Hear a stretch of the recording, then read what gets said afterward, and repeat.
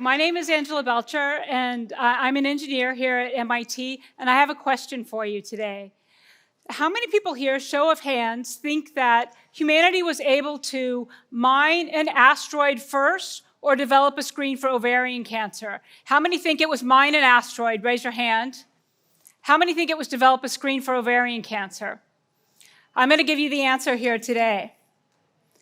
So in 2020, NASA sent a spacecraft to the asteroid Bennu. It was a 7-year mission. It was over 63 million miles. They went to the asteroid. They took amazing high-resolution images. They landed on the asteroid and took a biopsy. They collected rocks and sent them back to the Earth to be analyzed. It was an amazing feat. And it was about $1.16 billion. And you can see from these images just how high resolution it was. It was infrared images. They collected the rocks and sent them back. Yet in 2026, there's still no screen for ovarian cancer. There's still no way to look this far into a woman's abdomen, 6 inches, and be able to find precancer lesions or be able to detect ovarian cancer. My group thinks that this is completely unacceptable, and we are laser focused on trying to find an answer. Ovarian cancer is a really debilitating disease. It's a number 5 cause of death in women. There's 324,000 cases diagnosed each year. They're diagnosed at stage 3 and stage 4, where the treatment outcomes are quite poor. 70% of them are stage 3 and stage 4, and at stage 4, there's a 17% 5-year survival rate. If a woman has a genetic disposition for it, like BRCA mutation, she has a 40% chance in her lifetime of developing ovarian cancer. From the time you bake a bagel, cook a bagel and butter it, another woman has been diagnosed with ovarian cancer. I was on a teaming meeting across the country a few years ago, and the question was, can we cure ovarian cancer? I was listening, and there was a gynecological oncologist, Dr. Becky Stone, on the Zoom call. I almost skipped the Zoom call, but I decided to jump on at the last minute. And what she said was, I can't cure ovarian cancer, but I can teach you how to prevent ovarian cancer. And I was very intrigued. And she said, here's something that's even more shocking, is that we've looked for ovarian cancer in the wrong place for over 30 years. Ovarian cancer doesn't come from the ovaries. It's really fallopian tube cancer. I have a model of a fallopian tube right here. We now know that 80% of ovarian cancer starts on the fallopian tubes. It starts on these ends here, which are very high surface area. The fallopian tube is right up against the ovary, and every month a woman has an explosion in her ovaries, and it actually releases chemicals that can cause mutations on the tip of the fallopian tube and start as a precancer lesion. The thing that is both scary about this and exciting about this is that these precancer lesions can sit on the end of the fallopian tube for 9 years before they start to spread and before they start to metastasize. So we have a window of opportunity to treat and find these precancer lesions before they start to spread. They're called sticks. They start as small genetic mutations. They grow into these collections of cells. And what Becky told me is that when a woman has her fallopian tubes taken out for cancer prevention, that you can leave the ovaries in place and remove the fallopian tube. And when the fallopian tube comes out, they embed it in wax and cut it into small sections. And they look at 0.1% of the fallopian tube. Most of the fallopian tube is never analyzed.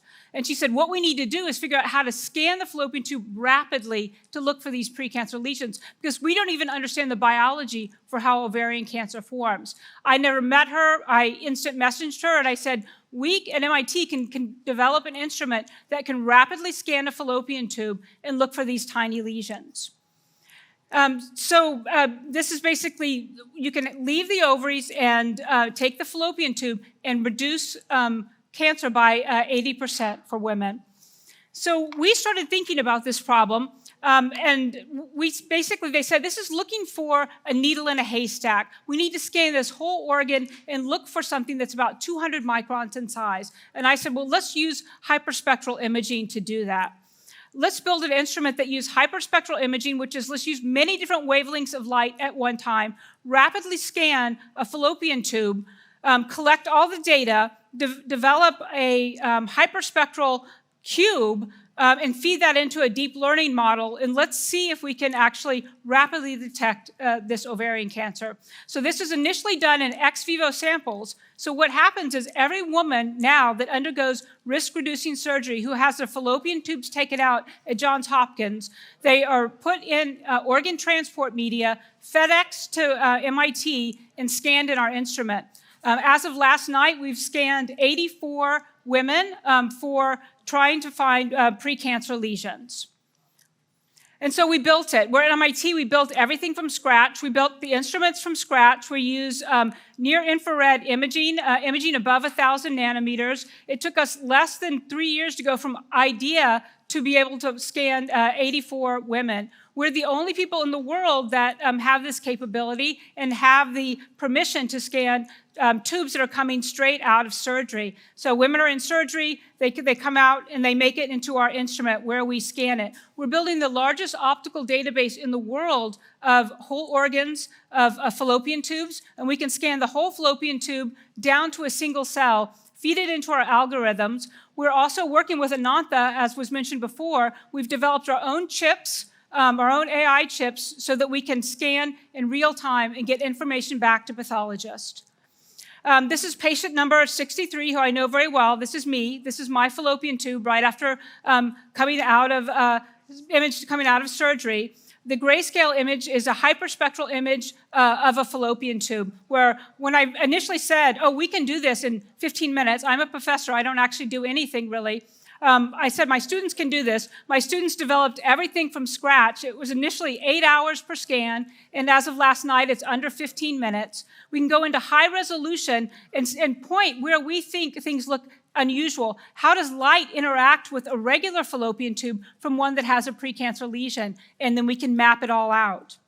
The other thing that's really interesting about this is that these samples, the cells are still alive when they come to us, so they're not embedded in wax. And so we can collect cells from these samples, and we start to build mini organs in the lab. This is my mini organ of a fallopian tube, and every patient has their own collections of cells which we grow into an organ that's like a fallopian tube, that we can actually look at their pathology, look at their biology and genetics, and we can test eventually different therapeutics directly on their cell type to hopefully come up with new therapeutics. So what does it take to prevent ovarian cancer? First, it starts by knowing. What I was hoping to tell you today is that ovarian cancer is a very devastating disease.